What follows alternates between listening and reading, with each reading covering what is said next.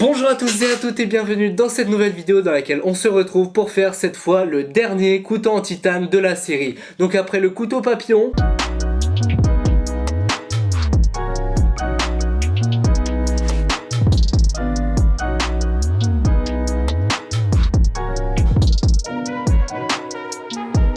après le couteau automatique à chaîne de pimpounette, lâche ton iPhone là, je vais te déshydrater, ouais, je préfère, vas-y, lâche ton iPhone. j'ai la joie de vous présenter le tranche-lardon des îles. Du coup les objectifs c'est les mêmes que d'habitude, c'est tout simplement de réaliser un couteau totalement incassable avec une lame en titane anodisée, un manche pareil, incassable, comme vous pouvez le voir, ici on a une sacrée épaisseur en acier brut, c'est tout simplement pour faire du sale avec, et donc trêve de blabla, on passe tout de suite à la construction.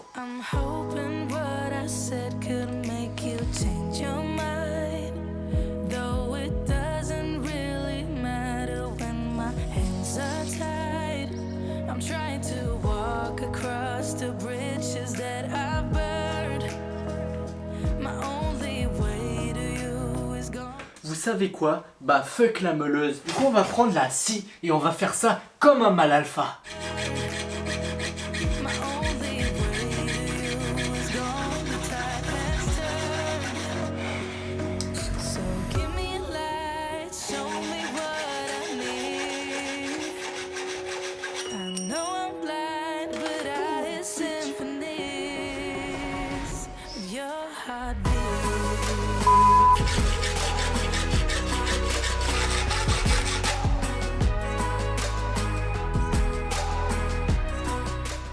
Mais juste avant de continuer, je tiens à vous parler de NordVPN qui sponsorise actuellement cette vidéo. Alors pour ceux qui ne savent pas ce qu'est un VPN, eh bien c'est tout simple, c'est un réseau privé virtuel, donc c'est quelque chose qui va tout simplement vous protéger lorsque vous naviguez sur internet, parce que vous n'êtes pas sans savoir que de nos jours, eh bien vous êtes surveillé, où que vous alliez, quoi que vous faites, eh bien vos informations, il y a des gens, il y a des entreprises qui vont prendre vos informations et qui vont les revendre à d'autres entreprises qui vont ensuite vous envoyer des publicités ciblées notamment, ou alors encore pire, lorsque vous êtes sur un réseau public, et bien en vous connectant sur le réseau local, vous risquez à tout moment de vous faire hacker sans que même vous le sachiez par des gens mal intentionnés qui peuvent voler des informations qui peuvent être critiques de type code de carte bancaire, et donc ces informations vous n'aimeriez pas les perdre, donc c'est à ça que sert un VPN. Et vous pouvez également, grâce à NordVPN, donc grâce à ces plus de 5000 serveurs disponibles dans à peu près n'importe lequel des pays du monde, vous pouvez simuler le fait que vous êtes dans un autre pays pour regarder du contenu qui est bloqué dans votre pays d'origine. Je pense par exemple à du contenu qui est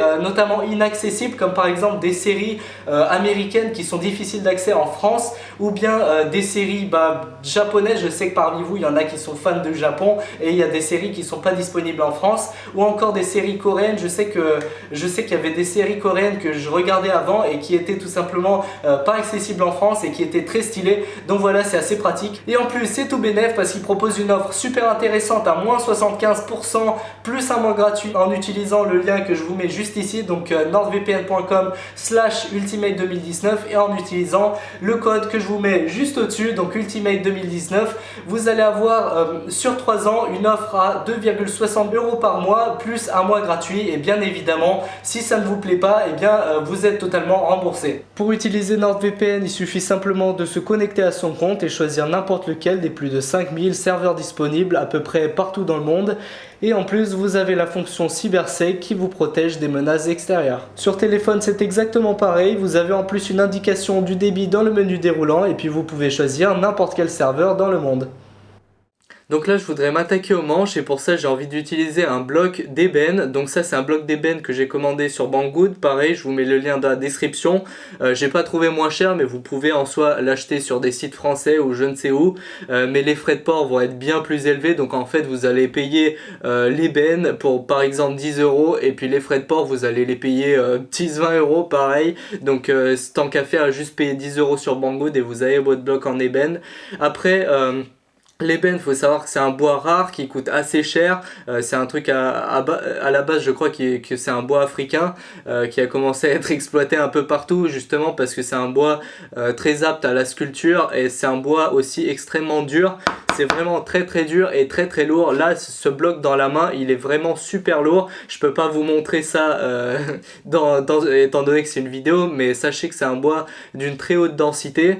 Et la difficulté, ça sera de couper ce bloc en deux justement pour faire les deux parties du manche. Donc pour ça, il va falloir que je le split parfaitement à la moitié.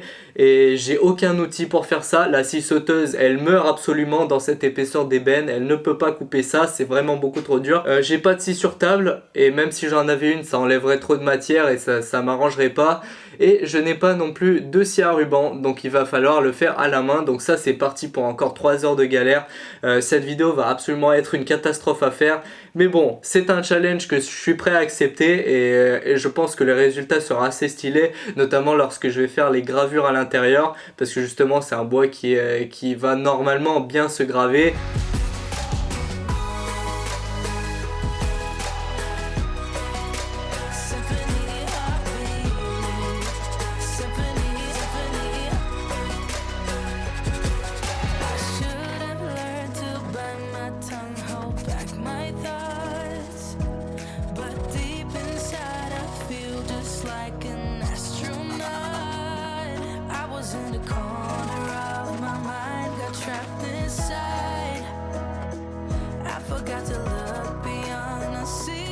Je sens venir le gros fail.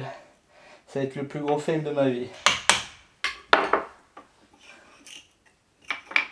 C'était obligé. Et ben mon gars, pour attraper un fail comme ça, c'est plus du talent qu'il faut, c'est être Jésus.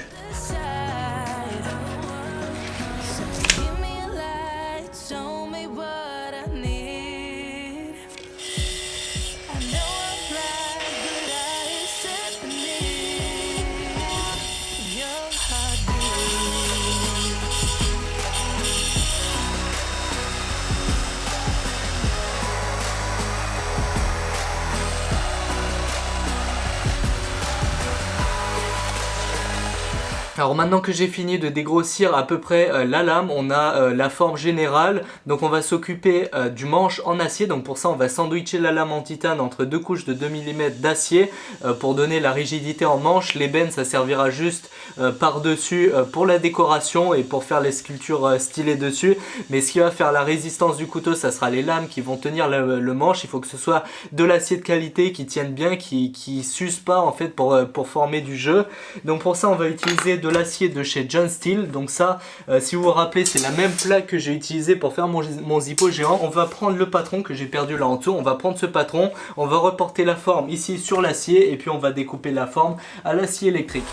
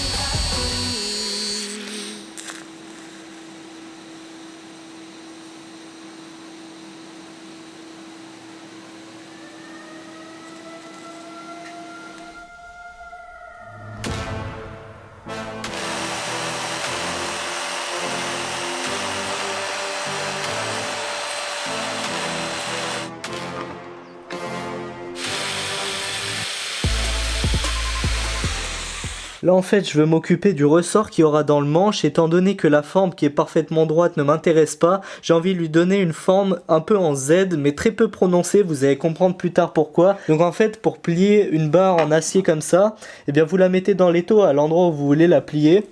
Et utilisez bien la technique du chiffon. Donc vous mettez toujours un chiffon sur le truc comme ça, parce qu'on ne sait jamais si ce truc peut casser. Et si ça casse, étant donné qu'on va forcer beaucoup, et ben le shrapnel va vous planter dans le doigt, mais un truc comme jamais.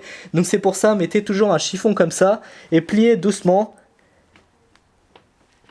par petits à-coups, et mettez beaucoup de force, et voilà, ça vous fait un ressort plié. Là évidemment il a pas cassé, j'ai pas fait en sorte de le casser ou quoi, j'ai pas forcé comme un con, mais c'est juste qu'on sait jamais quand un truc comme ça peut casser, et juste histoire que d'éviter de vous transverser la main, mettez toujours un truc épais sur lequel vous tirez, donc pas directement avec la main. Et là maintenant je le pose à plat sur une plaque en fer, donc là heureusement il a toutes les bonnes dimensions, c'est-à-dire qu'il fait exactement 3 mm d'épaisseur, et c'est ça qui est bien parce que tous mes composants, cette plaque par exemple, ma lame, tout fait 3 mm. Je vais lui mettre un tout petit point de TIG à ce niveau-là. Donc ça sera un micro-point qui va juste en fait tenir suffisamment, parce que si jamais vous avez le malheur de chauffer ce ressort, bah déjà soit il va fondre, soit il va être de toute façon détrempé, donc il aura plus l'effet ressort. Donc quand vous allez ouvrir le couteau une fois, il va se déformer, il servira plus à rien. Et on va lui mettre un tout petit ouin.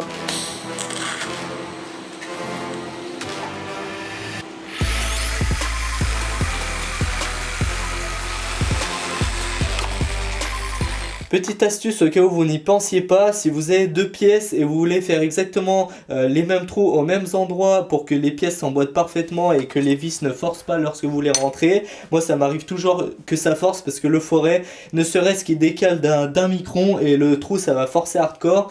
Donc au cas où vous n'y pensiez pas, vous percez tout d'abord un premier trou à l'endroit que vous voulez, et ensuite dès que vous avez ce trou là, eh bien vous stabilisez ce trou avec une vis du bon diamètre, comme ça il n'y a absolument pas de jeu latéral. Et maintenant vous pouvez mettre ces deux pièces ensemble à la perceuse, et le premier trou va vous servir de guide pour percer le second, celui d'en dessous.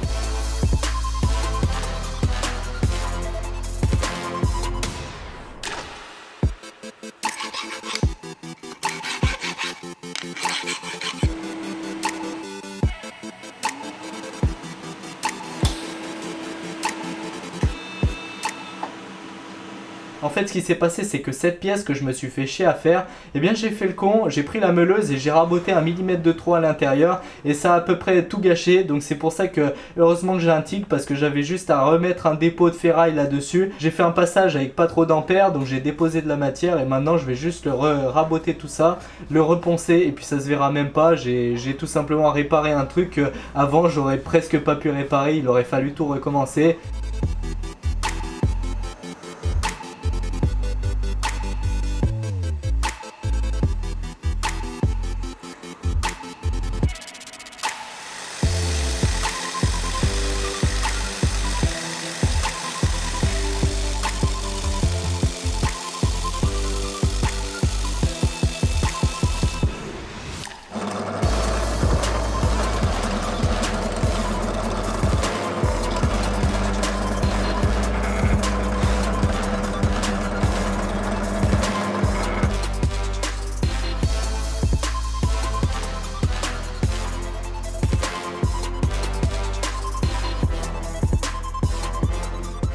Voilà, donc j'ai réalisé des espèces de coffrages tout pourris, donc avec des matériaux de récupération et un max de pistolets à colle, histoire que ça ne fuit pas, parce que la résine est très fluide et pendant le séchage elle se glisse de partout, et j'ai souvent des fuites et du coup j'ai le niveau qui baisse et ça gâche mon projet. Voilà, donc pour ça on va remplir maintenant les creux que je me suis fait chier à tailler avec de la résine de couleur jade. Ne me demandez pas pourquoi je vais faire ça, c'est tout simplement un délire dans ma tête. J'ai eu envie de faire de la résine de couleur jade et la mélanger à de l'ébène. Peut-être que le rendu sera très moche parce que l'ébène est très foncé et la jade est plutôt verte claire, donc peut-être que ça fera un contraste qui fera vraiment moche, mais bon, qui ne tente rien n'a rien, je peux pas dire avant d'avoir testé, donc je vais faire ça maintenant. Donc pour ça on va tout simplement utiliser donc de la résine époxy. La résine c'est la même que j'utilise depuis près de 2 ans, c'est la résine Pro, je vous mets les liens dans la description. Honnêtement, comme je vous l'ai déjà dit, eh bien c'est le meilleur rapport qualité-prix que j'ai trouvé sur le marché. Je dis pas ça pour sucer la marque, mais c'est tout simplement que cette quantité, ces 2 bouteilles, j'en ai eu pour genre 20 €, donc c'est vraiment pas mal. Voilà, en termes de quantité et de qualité, c'est une très bonne résine. Ensuite, pour les colorants, eh bien, on va utiliser, ici j'ai déjà des colorants Banggood que j'ai depuis des années, enfin pas des années, mais depuis plus de 2 ans, pareil, des projets précédents, tout simplement parce que vous savez, on en met que quelques gouttes, donc j'ai des restes comme ça. Mais j'ai un nouveau truc, un nouveau colorant que je peux tester, c'est le colorant Cléopâtre. Enfin, je l'ai déjà utilisé, mais pas en vidéo. Mais c'est de l'industrie française, donc si vous voulez soutenir l'industrie française, eh bien vous pouvez acheter des colorants Cléopâtre. L'avantage, c'est qu'ils sont un tout petit peu plus chers, mais de très peu. Mais par contre, eh bien, ils durent mieux avec le temps, c'est-à-dire qu'ils ne deviennent pas fades au fur et à mesure que le temps passe. Et au soleil, le soleil ne les perturbe pas trop. Donc c'est une très bonne chose, c'est des colorants d'une qualité un peu meilleure.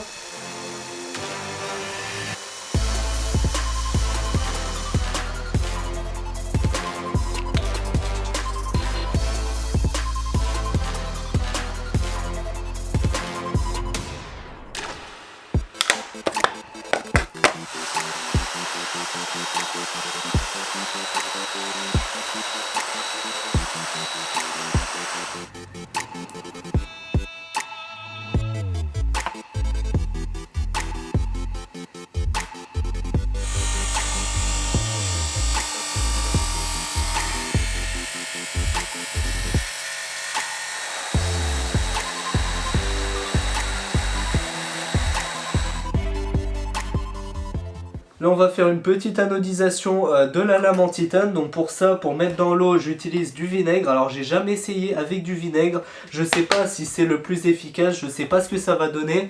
Mais en tout cas le vinaigre, au moins il n'y a pas de souci pour le déverser dans l'évier. Et c'est pas quelque chose de dangereux ou quoi. Donc je vais essayer comme ça, c'est assez safe. Et pour ça on va utiliser ensuite des lipos. Donc des lipos et mes batteries de skate, histoire d'avoir une tension d'à peu près 65 volts. Donc dernière chose, il va falloir que je prenne la lame et que je la passe à l'acétone, histoire d'enlever tout le gras et toutes les saletés qu'il peut y avoir dessus. Ça fait une couleur dorée vers le rose. Ça c'est étrange. What? Pourquoi il y a des zones violettes, il y a des zones jaunes? Ça n'a aucun sens. Ah non! Ah.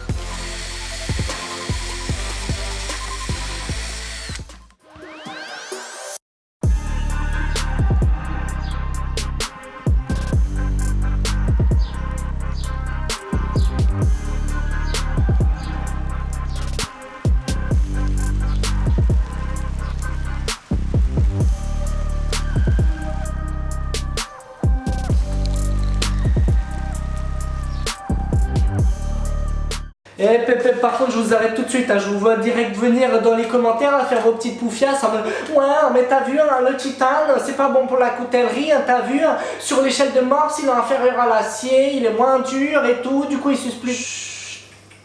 Je vous arrête tout de suite les gars, moi ce que je vais faire, je vais pas taillader des baleines, je vais pas couper des troncs d'arbres avec ce putain de couteau, moi si je l'ai fait c'est juste pour l'emmener en amphithéâtre et me couper des rondelles de saucisson pendant les cours. Du coup on va procéder à un test qui sera infaillible. Le test du saucisson. Là mon gars je t'ai sorti un petit saucisson du frigo là, ça fait 2 mois qu'il est périmé.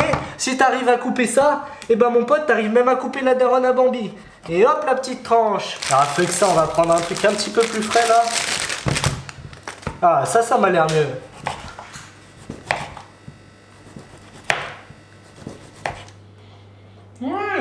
Là on est.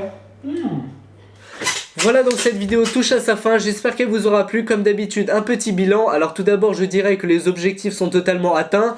J'ai un couteau qui est absolument sans jeu. Vous savez que le jeu dans une pièce mécanique c'est totalement détestable. La finition est même plutôt réussie, plutôt pas mal en termes de solidité, de tout ce que même en aspect je trouve qu'il est plutôt beau, plutôt réussi.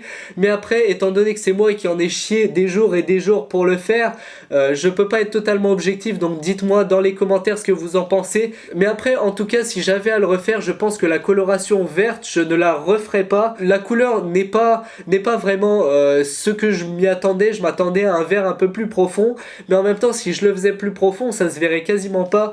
En fait, j'ai fait un truc assez clair pour faire ressortir justement l'ébène, parce que l'ébène c'est très foncé, et donc pour contraster avec l'ébène. Mais bon, honnêtement, je sais pas quelle autre couleur j'aurais fait, mais peut-être le vert, c'est pas fou. Et après, pour l'anodisation, je voulais faire un jaune, totalement jaune or, ou alors à la base je voulais faire en fait un vert pour s'accorder avec le manche, mais pour anodiser en vert il faut tout simplement 110 volts, et une alimentation stabilisée en courant continu à 110 volts j'en ai pas et je sais pas trop où en trouver. Voilà, donc j'ai pas pu faire l'anodisation de la lame complètement verte parce que j'avais pas le matériel, mais l'anodisation en tout cas elle est bizarre, donc j'ai laissé ça parce que ça fait sémenter comme les skins des armes sur CSGO, ça fait totalement multicolore, il y a du jaune, du bleu, du violet, c'est assez stylé, donc c'est pour ça que j'ai laissé, mais normalement c'est un fail en fait, c'est pas du tout ce que je voulais qu'il se passe. La dernière fois que j'ai essayé de faire un truc sémenté comme ça, j'ai pas réussi, et cette fois sans faire exprès, bah je l'ai fait, donc je comprends pas ce qui s'est passé. Et dernière chose que je voulais vous dire à propos du placement de produit de cette vidéo, ça va de soi, je vais toucher de la thune dessus, et donc j'ai fini de financer le projet de véhicule de pimp que je vais fabriquer cet été, donc je n'ai plus besoin que vous fassiez des dons Tipeee. Tipeee c'est fini, la prochaine fois que j'aurai besoin, ça sera dans un bout de temps, et je remettrai éventuellement dans la description le Tipeee, mais pour l'instant je l'enlève. Évidemment les tipeurs ils vont rester là parce qu'ils restent dans le cœur, dans le fond du pec comme diraient les musclores. Mais en tout cas, voilà, j'ai plus besoin de dons, j'ai suffisamment de fonds pour réaliser le véhicule. Et donc voilà, on va se quitter là-dessus. J'espère que ça vous gêne pas trop, j'espère que cette vidéo vous aura plu. N'hésitez pas à défoncer les pouces bleus, défoncer les commentaires et si vous aimez ce projet, voilà.